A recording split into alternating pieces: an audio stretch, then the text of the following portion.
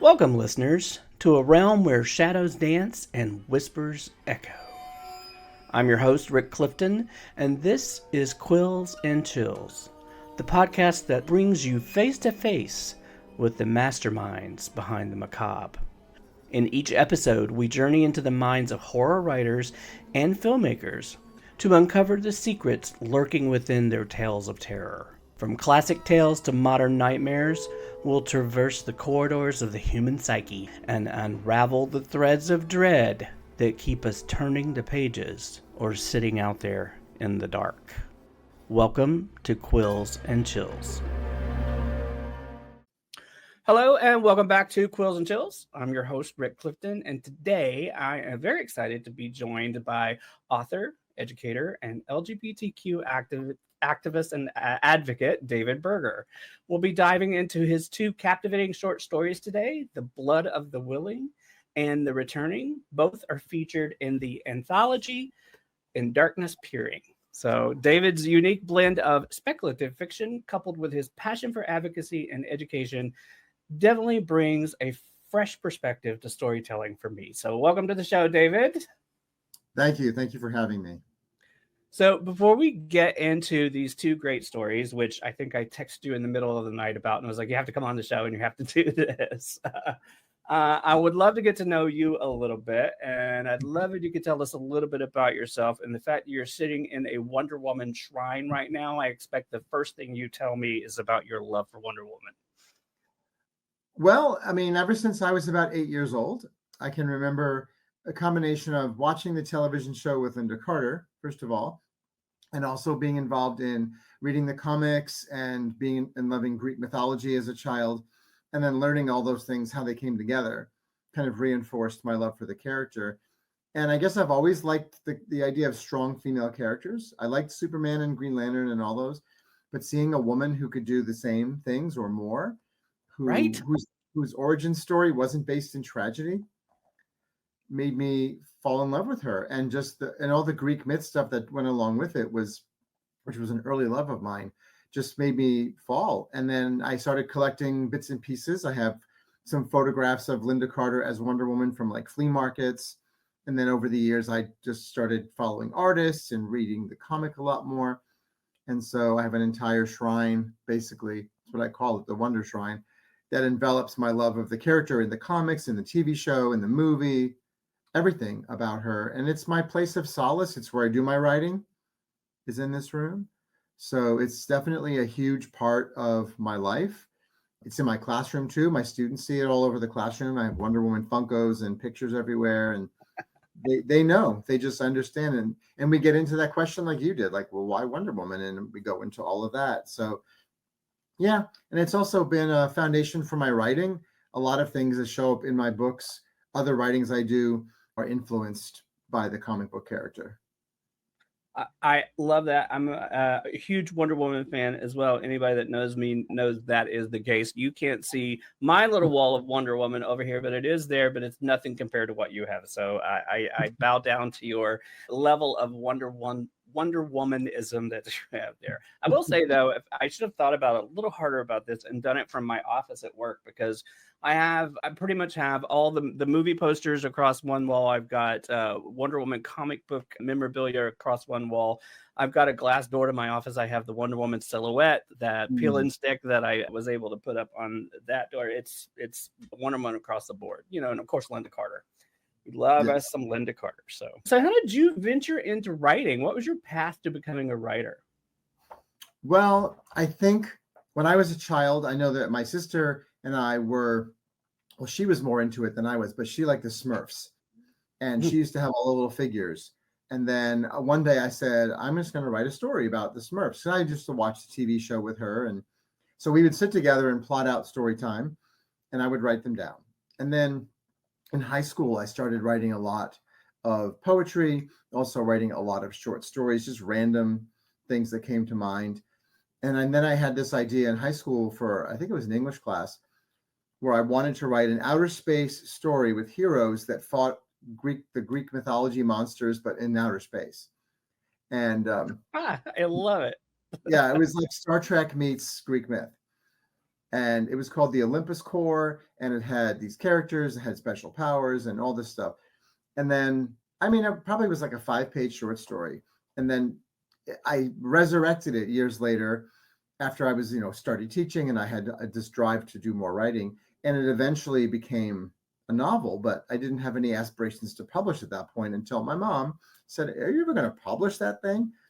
And I went, And so a friend of mine who did self-publishing had recommended that, because I didn't really want to get into all the query letters and all of that stuff. I wasn't looking to be a published author in the New York Times bestseller list, that kind of fame. I was interested in teaching. So I started self-publishing, and then one book became 2, and then became 4, and so on. And I was writing short stories for the ones you mentioned. And people were asking me, "Hey, I have an anthology. Would you like to contribute a story here and there? Science fiction, horror." And so it just came into being that's a big part of my life in addition to teaching. That is fantastic. And it's made me, I actually have to ask a question about mythology and how you became in love with mythology and when, basically. I know I was in second or third grade when my obsession with it started. And I remember my second grade teacher wrote in my yearbook that year, "I hope that you get to visit Greece and to study mythology one day." And I've never forgotten that. And the first time I got to Greece, I was like, "I'm here." So yeah, my love came early on. I was reading, there was a book, you probably would know it too. It's called Dauler's Book of Greek Myths. mm-hmm. And it has these artist drawings from the artist and the author together that were fascinating to me. And I remember I somewhere in my house, I have the hardcover book that I never quite returned to the library of the school. I'll edit that out for you. Still has the book card in the back. And then I was getting into Bullfinches and then Edith Hamilton. And I mean, those are the books that I would read over and over again. I think I have like my 7th copy of Edith Hamilton's that I've had since I started reading it, because it's one of those books that for me early on became one of the quintessential things. But then like Clash of the Titans movie came out in the 80s, all of those kinds of movies, once they were on television and movies, and I think that's also tied to the Wonder Woman stuff too. Seeing the mythological come to life was a big deal. Fell in love with like Xena, Warrior Princess, and all of those types of shows. So, but the mythology has always been, I mean, it's been not only a part of my writing, it's also, I don't know, it's something that I find quintessential, like the hero's journey of most stories is something that I embrace, not only as a writer, but as a person, following my own hero's journey and metaphorically finding all of those obstacles and the helpers and, all of that stuff. And so I teach poetry about that too. We just finished reading poetry in class about some of the myths, and we just get into it. And my first unit is on Greek myth and monsters and symbolism. And I don't know, it's always become a huge part of my life. And I feel like that's something that we're missing. We don't get into the fantastical as much as we should. We get into the everyday rigor of life, but we don't really think about, the things that make life so much more interesting, or winged horses and, Medusa and those kinds of things have always fascinated me. I mean, books and stories have a way of taking us there that I feel like a lot of people have traded their books for social media and the smartphone, which, don't get me wrong, I'm the first person on TikTok every morning at 5 a.m. I love my TikTok at 5 a.m., but there's a place for it, right? So I also love to read, and obviously I love books, and so, yeah. So let's talk about your process a little bit. What is your process for writing? Are you somebody that you just you throw all caution to the wind and you dive in with both feet, or are you an obsessive planner? Or are you a little bit of both? I mean, what's that process like for you? It's funny you asked that question, because many years ago I was presenting at a comic book convention. I was one of the authors. I was at a panel, and they asked a similar question, and I said, well, I'm a plotter in many ways, because I have to have something to follow and start off in the beginning. I can't just start from nothing. But then there are times when I become the pantser, because I'm just sitting there trying to get stuff out. And so I joked and I said, I guess I'm a bit of a plotter and a pantser, and that makes me bitextual. So, All right, I love that. I love that. It's my new favorite. I'm going to use that as a hashtag. But That's that's how fantastic. I am. All That's my really stories great. start out with a plot. They have to have a backbone, like the ones we'll be talking about. There's always something, and it's usually a topic that, in the case with the anthology, with any story, almost every story, I shouldn't say this is true, almost every story I write has some sort of mythological allusion in it. Even if it's very subtle, I put it in there for me. Whether anyone else understands it or not is not my question, but I like to do it because it's fun to play with, and you can bring things into the modern world and toy with stuff. And I went to Greece this summer with a group of students, and I fell in love all over again with it and rekindled a lot of the love I had as a child. So part of my process is going back to those stories and not to repeat them, but to include elements of them as like little Right. Easter eggs or little treasures. And so that's something that, I don't know, it's one of those parts near and dear to me. When I was teaching creative writing, I would tell my students that for me, that's where my heart and soul lives, in that world. And so when I'm plotting, I'm always looking in the skeleton of, is there a mythological reference here? Is there a creature, a goddess, or figure of something, a historical event? So that's part of the main part. But then, yeah, there's days when I just run with it. I just say, let's see where it goes. And sometimes it goes in places that I never thought I would ever go. Well, that is a perfect segue. Let's talk about your two short stories, The Blood of the Willing and The Returning. As I mentioned, they are part of this anthology, In Darkness Peering. I know that The Blood of the Willing is the first story in the book, but I actually want to talk about The Returning. Okay. Both of them, as you mentioned, have a basis of mythology within it. But The Returning, really, I guess because my very first school is going to be a spoiler, Yeah. so I don't know if I should say it. I will put it this way: my very first elementary school play was based on what the Returning is based on, and so I think that's why it spoke to me the loudest of the two. I'll leave it that way. So I would love to know, you've talked about this a little bit, but sort of your approach into writing these stories and how they fit into this theme. How did that come to be? How did you come to this anthology series and submitting these stories? Did the stories come first, or did the submission, did the request come first, or the call for entries come and then you decided to write? Well, my friend David Warner, who's the editor of the book, put together a group of writers, and some of them are dear friends of mine, and had said, I want to put together an anthology of horror fiction, but it needed to be speculative fiction, and it needed to have an LGBTQ element.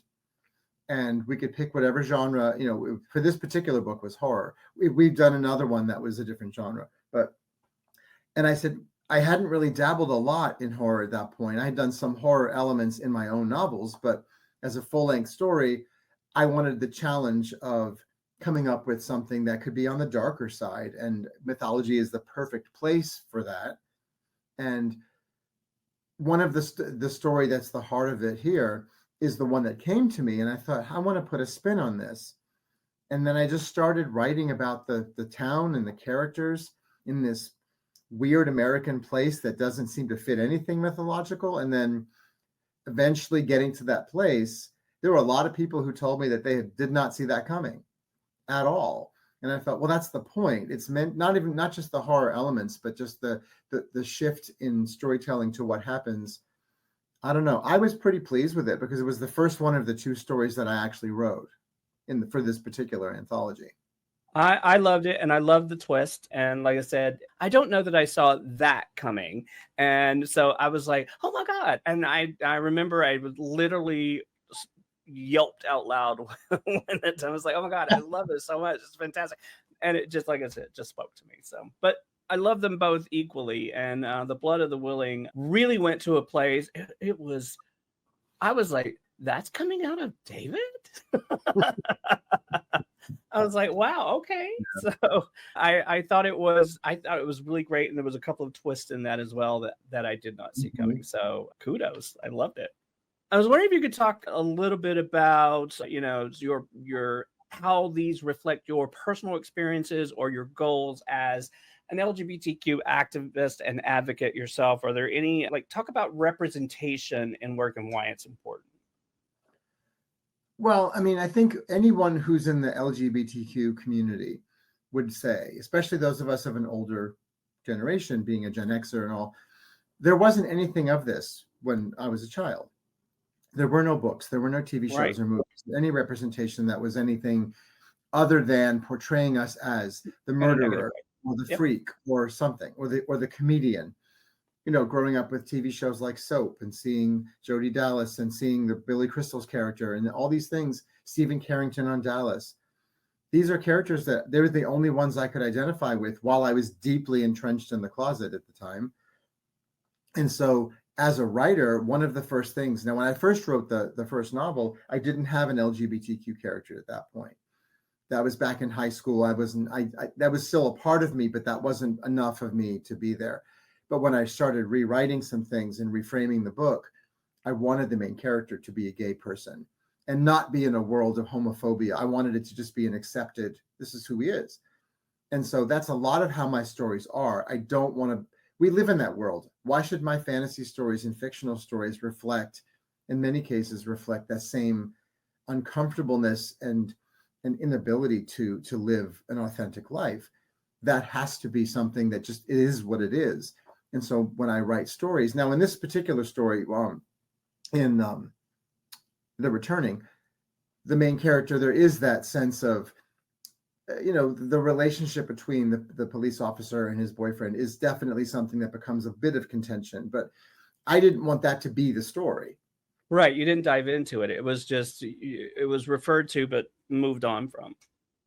Well, yeah, because it doesn't have to become those types of things about homophobia or whatever, bigotry of any kind, doesn't have to be the story. It can certainly be present, just like any story with people of color. Yes, racism is obviously going to be intrinsic in a real world environment, but it doesn't always have to be the story that's told about them. They can live in that with it being suggested or and so on. And so we get enough of that in real world. We get enough of that in even television shows where they want to show us the bigotry, the racism, all of the hatred. And I don't want to write stuff like that. That's not where my heart is. And as an LGBTQ educator, I want my students to know that there's more than just the negative out there for them. The whole "it gets better" idea, it has to get better somehow, and Show we us. can't Yeah. always live in that. Show us how it gets better. Right. So, Yeah. and, and to that point, I always go back to and refer to a little show out of Canada called Schitt's Creek. And what I absolutely loved about Schitt's Creek, and as I watched it, I came to it later, I think, than everybody else. It was obviously during the pandemic, and I binged it. But as I was watching it, I don't think it dawned on me. It just was such a funny, beautifully written, beautifully acted show with a lot of, it just was just beautifully done. But it was at the end of that series, I watched a behind the scenes documentary, and you hear him talking about when they created the show that they were adamant that homosexuality was not going to be an issue in Schitt's Creek. It just is. It's just a part of this world, and we're never going to have an episode or a moment where it's ever an issue with anybody. And that struck me because after I came out of that series, I was like, this really has made such an impression on me, and I didn't think I understood fully why until I heard that sort of communicated. And I thought it is one of my favorite things about the show. I mean, there's so many great things about the show, but it was one of my favorite things about that show. So to your point, it can exist, but it doesn't have to be the story. Yeah, I think that's one of the elements of writing in a particular world. And I don't have to write characters that always have LGBTQ figures in them, because that's not all of who I am either. So I can write about being a teacher. I can write about just being a man. I can write about being whoever, a comic book fan, a cosplayer. But I think that's what's important about in these particular anthologies and other stuff I write. A lot of times I've been invited to participate in flash fiction of like 300-word story. Let's go. Here's the topic, but it has to be speculative and it has to be LGBTQ, but it doesn't have to be in the world that's horrific. It can be suggested just by the character acting towards another person in one scene that shows that they are their partner or their significant other. And that's all we have to do. It doesn't have to be bashing you over the head with rainbow flags and, making out and all of that. It doesn't have to be message that. and message and message and all of that, right? So, Yeah. well, that brings me to my next question. Actually, it's a nice little segue. Thank you for the setup. As an educator, how does teaching inform your writing and your writing style? Meaning, are there certain situations or interactions that inspire certain characters or themes within your story? Well, I think when it came to my novels, the main character of the novel series is a college professor.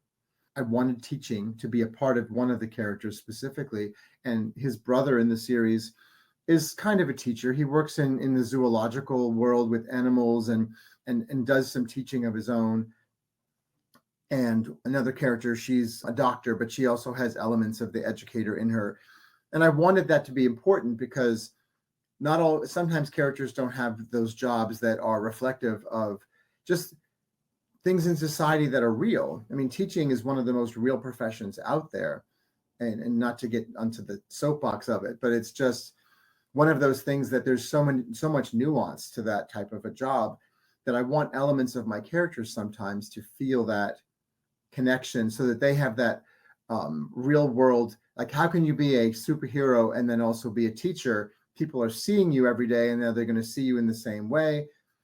And in some ways, and this is kind of funny, I have a friend this summer, I was talking to her about the writing and being an LGBTQ teacher and advocate. And she said, by the end of the trip, and this was someone I had just met on the trip, she said, you're a superhero to me.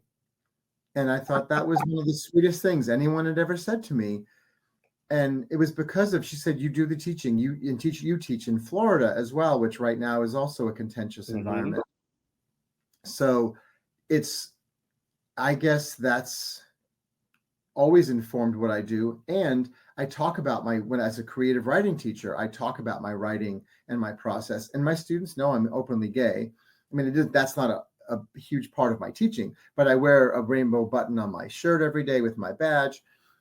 Students have asked me, how do you incorporate characters like that into storytelling? Because there are some students who are, or who are allies and want to be able to be more inclusive.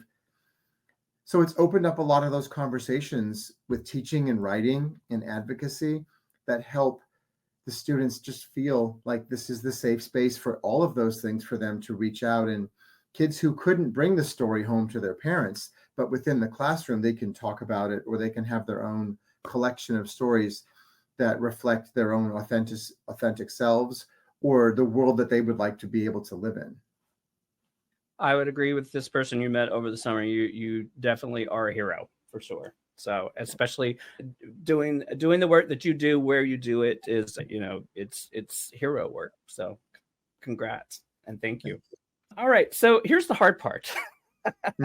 Tell us a little bit about what these stories are about. And I realize because they're short stories, it's kind of hard to do without spoilers. It's kind of hard to do, but I'm gonna see if we can do that. Tell us a little bit about what you can do it in any order you want, but just tell us a little bit about each of these stories. Well, The Returning takes place in more of like a Midwestern town environment, in a more, I wouldn't say poverty-stricken, but lower socioeconomic environment, where there are certain things are happening. Certain people in the community are just disappearing. And the police officer is trying to figure out and suss out what's going on. It's not a crime. It's not a town known for its crime, but something's been happening. And he's trying to piece it together. And it's through interviewing members of the town and learning about the people and trying to be that detective that he tries to put two and two together. And I think when I was trying to come up with that idea for the story, and I knew kind of where it was going to end up anyway, I wanted it to be more realistic. I didn't want it to be a fantasy story in the sense of a Harry Potterish magical world. I didn't want that. I wanted it to be a real world. Like, there is no magic in this story. It's more allusion to mythology. And I just wanted that to be something that the reader, for example, like you or anybody, would pick up and go, oh, I know that story. And I can see how this now fits into that story.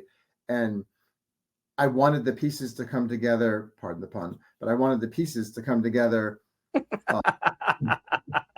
you. You have to read it to understand it. But Yeah. in book, it's an in story joke. But I wanted that to be the case. And writing, like I said, horror wasn't my first genre. So writing something like this, I wanted to kind of almost freak myself out. When I read the story over the first time, I got that sense of, oh, wow. That's because I let it sit for a little while before I went back to it. And I was kind of proud of myself with it. And I mean, not that I'm not trying to say, well, wow, I'm hot shit. I mean, I'm the best author ever. But it was one of those, I thought I handled that story pretty well.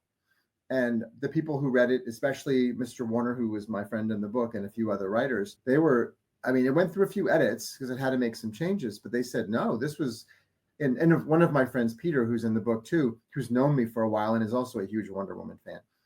He was like, yeah, for someone who doesn't write a lot of horror, that actually hit hard. That was not the story I was expecting you to tell. And I went, okay, I mean, that's a good thing. And but that's how you went you there, find, and I loved it. yeah, no, I love it too. It's funny when you first mentioned doing this podcast, and I thought, and I had gone back to, I picked the book off the shelf, and I mean, I have it right here, and I had reread it like not long after we had met when you mentioned that, and I was like, huh, it's been a while since I've read this, but I'm not unhappy with this, and I wouldn't. It's not a story that, I mean, I probably could do The Returning in the classroom. It's not that bad. I don't know about the Blood of the Willing. That one is it's a little more gory. It's Sure. a lot more gory, my friend. Yeah. No, yeah. So, Again, but that was also, me. I'm good, but I'm a horror fan, so it doesn't bother me. But I was like, oh, okay, yeah. So, well, tell us about The Blood of the Willing. Tell us a little bit about that one. I don't know where that story came from, honestly. I mean, I was looking for a villain, and so I did some research, and I found the villain I wanted, who, if you're a mythology person, might know who it is, and if not, it is. I mean, I would say this person or individual is on the more obscure side of mythology, but there are elements of who else is involved in the story who some people would know, and I wanted to go with gore in this one. I figured the scenes where that takes place, even writing it was like creepy to me. Like, oh, I'm actually typing this out as I'm thinking about it. This is weird, and it, and then it kept happening, and so that was harder at first because I'm not a horror fan. Like, I don't watch horror movies. I have a very vivid imagination for things. I mean, I can't watch like The Exorcist or anything. I mean, I can't watch them. I'll never sleep again if I do that. So the fact that I wrote that story and other people, like I had showed it to some other friends, and they're like, I remember you watched Salem's Lot and couldn't sleep for a month. You wrote this story, and I'm like, where did that come from? I'm like, I don't know. And then including some of the other more subtle mythological references in that story was fun. I liked doing that because I've always wanted to see a story with that kind of referencing of the old world kind of existing in the new world in a way that was unsuspecting, which I haven't really seen in movies or books much, or TV shows and such. But I like finding interesting ways to bring in obscure, or not obscure, but to bring in references to the mythological world that people, once they figure it out, go, okay, I know who that is. And now that I know who that is and I know what they can do or what they're a part of, I want to see how that element comes out in the story. So, well, the character names probably wouldn't give anything away, but like the character of Ricky in the story was fascinating to write for me because it's kind of alluded to what his name is in the story as well by one of the characters. And then there's a few other people whose names I won't mention because I think they would give things away. But those characters struck me as an chord in me, and I was trying to find ways of writing real world homeless figures or real world figures that were not easily recognizable unless you knew certain attributes. And that was absolutely one of my more favorite parts, where I guess if you had to describe it in a way, the way you weaved in certain attributes and certain elements that once you see the story come together as a whole, you're like, oh, okay, that makes sense. I get that. Now I get that. And I love those little things, those little Easter eggs, I guess, if you will, where everything is sort of laid out. Because on the second reading, you get how, it's my favorite thing about writing or even filmmaking is on the second reading or the second viewing, you get to see all the little Easter eggs that were planted along the way. And you're like, oh my God, it's so sorry, I probably should edit that out. It's so brilliant. So yeah. So, in regards to the darker, more intense themes, how do you balance that out with a little more levity or dare I say it, hope Mhm. across the story, especially in such a short, like writing short stories, you're very restricted for time, right? So, Mhm. being able to accomplish as much as you did within such a short period of time, talk a little bit about that process and how you balance all that together. Well, I think, and I don't remember exactly what our limit was page wise. We may have had a page limit to stick to or a word count to stick to. So that's hard because when you're writing, as I tell all my students, you write the story first, whatever, however long it needs to be, and then you go back and trim it out and figure out what needs to stay and what doesn't. You got to get it out of here, put it on the page, and then work through it. And I knew that for certain characters, I wanted there to be bits of humor or bits of sarcasm or snippets of something other than the darkness, like the hope. I wanted there to be glimpses of a sense of that where the heart of certain characters would lie, because otherwise it becomes too flat. If they're all the same throughout, it becomes a lot harder to weave the story together, and you can't differentiate people when they're a cut of the same cloth, so to speak. You have to change the pattern of certain pieces of that cloth in order for it to stand out. Some things are more subtle than others, and some things are more standout. I mean, in the returning, the idea of the relationship between Ross and his boyfriend, I mean, that's an element that I wanted to incorporate to perhaps provide a little bit of that sense of love and hope in the world when there's all this darkness going on around, and all the families and things that are affected by, abuse and neglect and all the stuff that happens.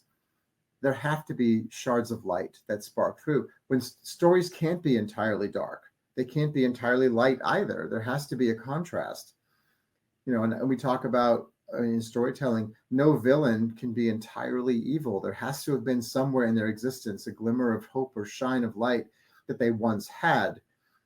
You can't have, I mean, entire villains or heroes are that are perfect are not realistic or bored. They're just boring to me. Right. You know, like I know I honestly, I'll be honest, I've never read the Harry Potter books. I watched the movies and I've seen things about it, but the character of like Voldemort, if I knew much more about his past, I would imagine there's other elements that would be more of the hopeful or the nice in the past, whereas in the present, as his villainous state, that changes things. But in my stories too, there are other characters who, at one point in their existence, had positivity and elements of light and hope that existed, and maybe there are pieces of that they carry with them that make it like we all do. We, even in our brightest moments, there are pieces of darkness or shame or guilt within us that do come out sometimes, and that's what makes us a multifaceted, real, authentic person. Well, it's also what wakes me up at 3 a.m. and keeps me up for 2 hours too. It's like, oh my God, I can't believe that happened. So yeah, totally been there. Well, that's true. All right. Without spoilers, can you pick, and you can do this per story or you can do this across both stories, a pivotal moment or a scene that you feel like readers should absolutely look forward to? Well, in the returning, no, in the Blood of the Willing, there's a couple of scenes, but I like the buildup of certain even if the outcome of a scene starts in a good way where you get developing hope and then something doesn't always work out. There are some scenes in that story closer to the end where certain characters you start to feel hopeful for them, Mm-hmm. and things start to come together, and you start to put the pieces together and little hints or glimpses, and then there are some things that derail a bit of that, but it's giving in that darker story that's being told of what's going on all along with these characters and the ones who are victims to the story itself. Then you get to those moments and you go, ooh, this is okay. And maybe there's some hopeful ending that will shine a light, or maybe it won't be quite the bad horror or whatever. So those are moments, and I think you probably know what I'm referring to. But that for me, even writing that felt good. Like, okay, this is going to deceive people a little. It's going to give them a sense of hope or something, a smile for a moment before things continue. So that in that story was one, because there in that particular story, there really aren't many, like as the story has its blips, there really aren't many positive moments, like big ones throughout that story. So it's meant to be kept on. It's more of a, I want to say, okay, this is creeping me out. I want to see what happens. What's going to happen with these other characters? Whereas in The Returning, you have a character like the police officer who he's a force for good. We tend to think that way. And you have to wonder, will he succumb, and because of what goes on in the story, will he become a victim to whatever's happening or not? He could be, because the characters that are disappearing, there could be a story element where something happens.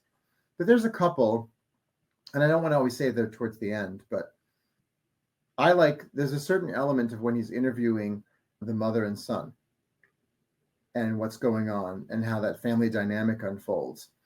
And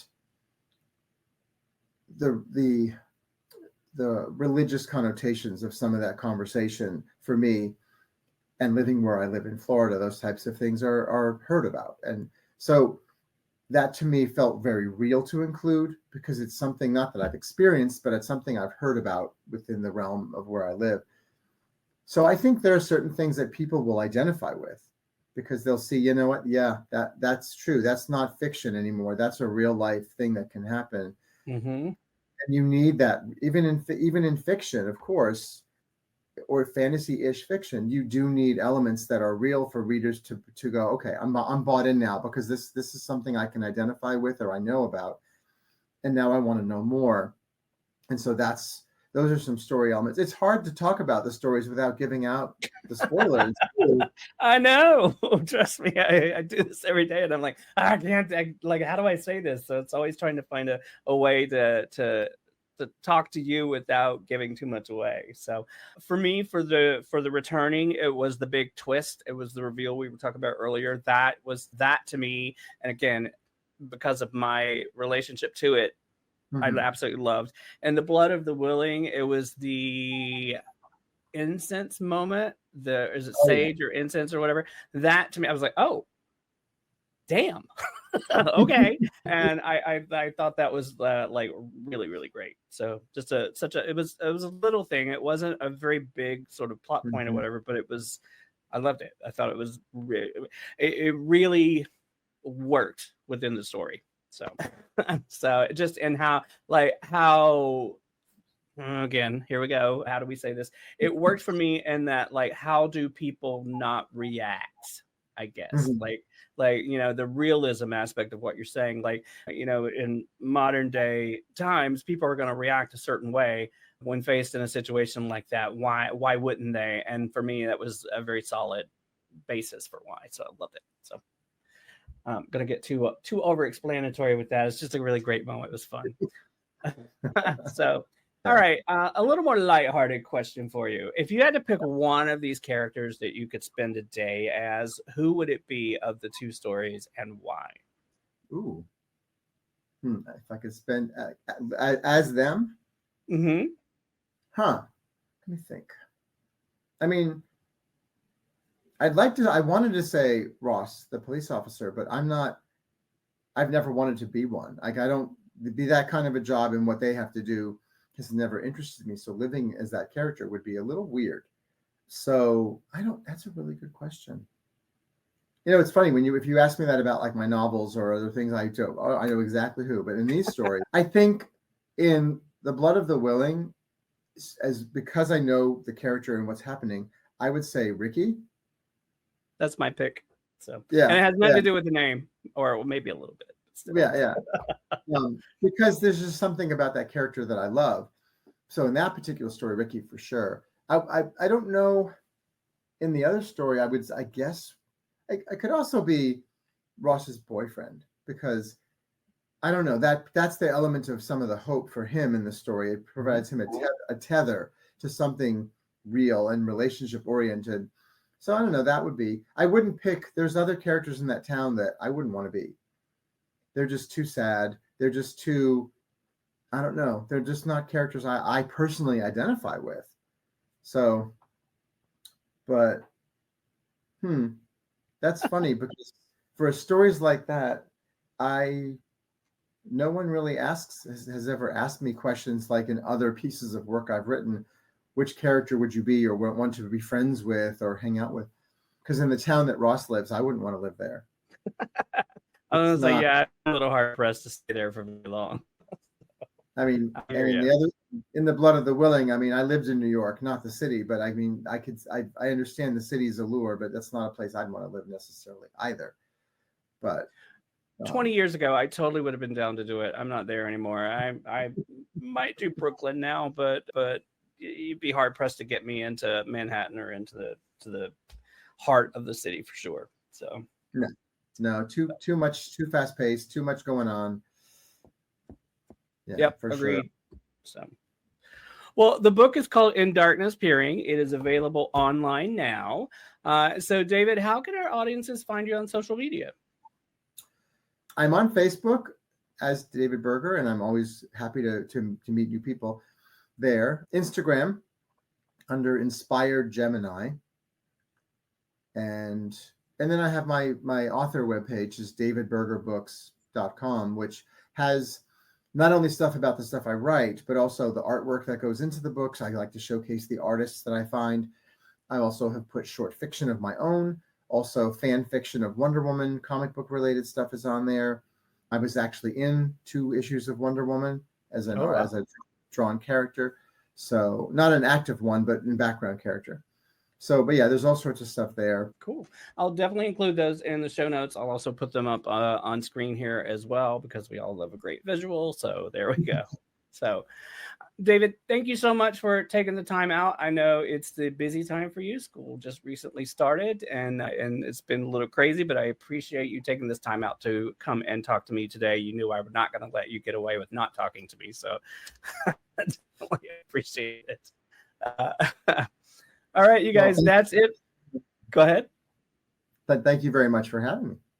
Oh, but of course, and you're welcome back anytime you want to come back and talk. So, you've got more books, we'll come and talk about whatever you want to talk about. We can talk about Wonder Woman. We should have a Wonder Woman episode one day. There we go. And you have to film yourself in your own Wonder Woman environment. We'll go tit for tat. I'll even bring out the cosplay. So I think you'd probably beat me with the cosplay. My cosplay only goes as far as Wonder Woman 84 and a few things from many years ago that aren't going to fit anymore. So go for that. There's that. So gotcha. All right, you guys, that's it. Thank you for joining us, and we'll see you next time on Quills and Chills. Bye, guys. Thanks for joining me on another episode of Quills and Chills. I hope you enjoyed our deep dive into the mysterious and the haunted. If you're enjoying the show, don't forget to support us by subscribing on your preferred podcast platform and leaving us a rating or review. Because your feedback helps keep those chills running down both our spines. And feel free to share the show with your favorite fellow horror enthusiasts. Also, if you guys have any spooky stories, strange encounters, or paranormal experiences of your own, I'd love to hear them. Reach out to me on social media or email me at quillsandchillspodcast@gmail.com. Who knows? Your story might end up on a very special episode. Anyway, thanks for listening, and I will see you back here next time on Quills and Chills. Bye, y'all.